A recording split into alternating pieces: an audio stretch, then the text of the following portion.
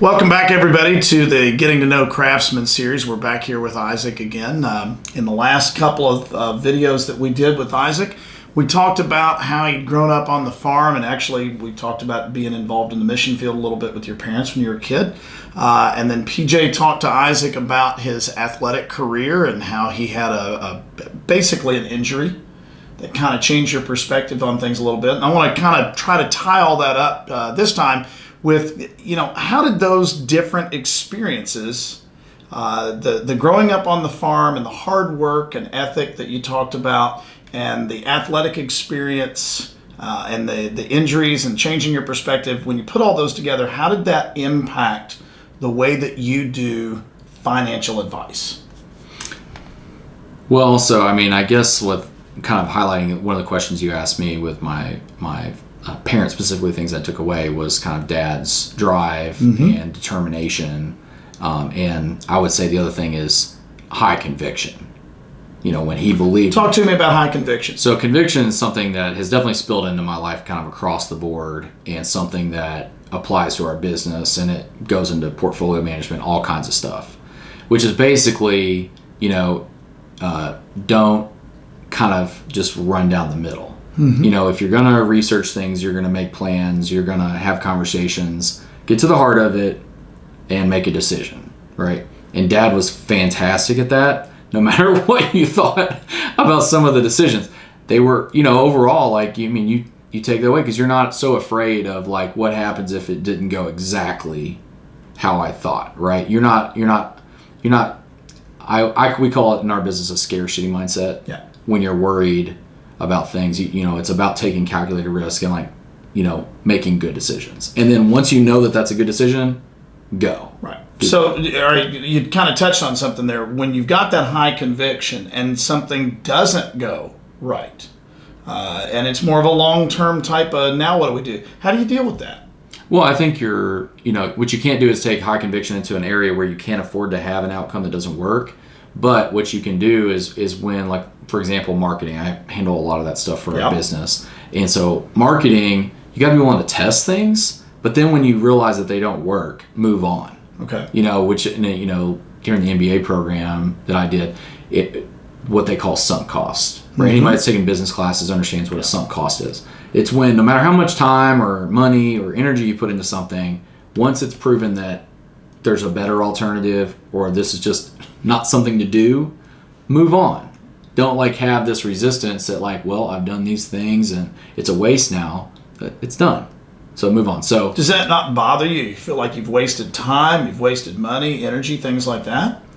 I don't know, and it could be an issue with my brain, but I move on pretty quickly.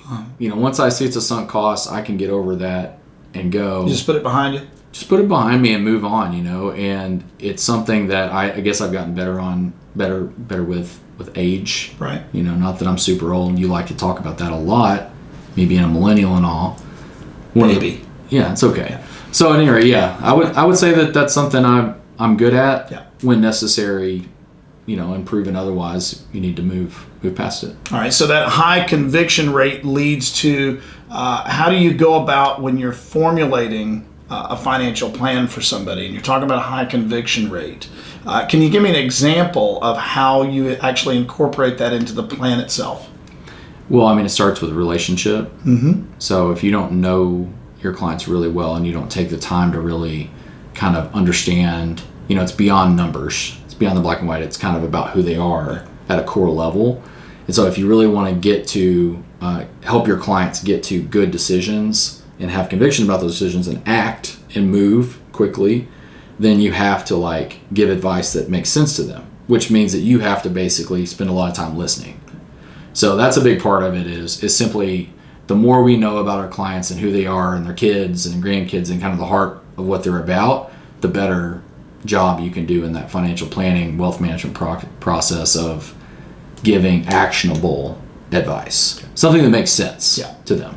Very cool. Thank you. All right. So I've got one more question for you. It's not as bad as you might think. I kind of played it up on you. It's going to be fantastic. I think this is a great way to get to know the way that somebody actually thinks, the way that their heart actually works.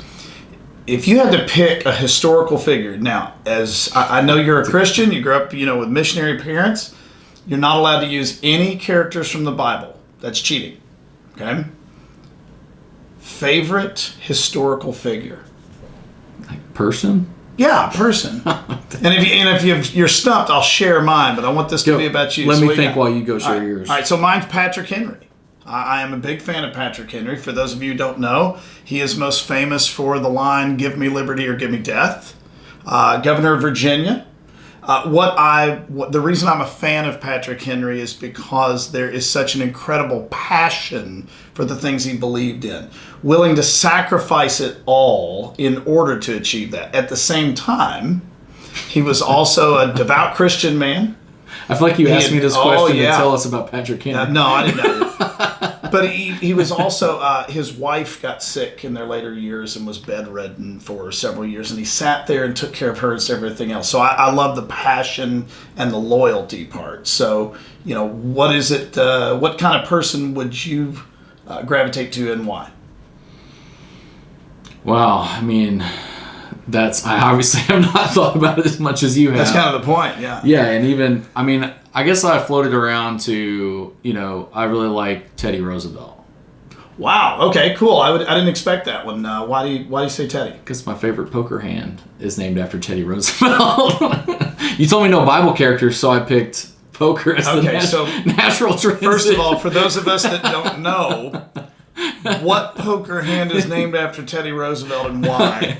Well, it's named 78 because it has virtually no correlation to Teddy Roosevelt whatsoever. So, but I like Teddy Roosevelt. It is what it is. You gave such a good answer about Patrick Henry that I'm not possibly going to go down that road to try to compete with that. There's obviously a lot of people that make way more sense than that answer right there. But, I appreciate you putting me on the spot. Maybe at some point. I got to throw you under the bus a little bit. Teddy Roosevelt because of the poker hand. Who knew? Those of you that play poker against me in home games or other places know that I've done some damage with that hand. I'm going to take your word for it on that one. I'm not the luckiest person on the planet, but that particular hand has been very fortunate for me. So be it. I know that's what you wanted. Thanks for doing this. I appreciate it. I told you I was going to pick on you a little bit and reverse those roles. Thanks, everybody, for watching. We appreciate your time. We'll be doing certainly more of these videos. Some other series that we're going to be working on, I think we're going to be bringing in some business owners and talking about some of the things that have made them successful and some of the things that they've had to go through in order to achieve that success. And I'm looking forward to hearing that. Yeah, absolutely. All right. Thanks again. All right, thanks.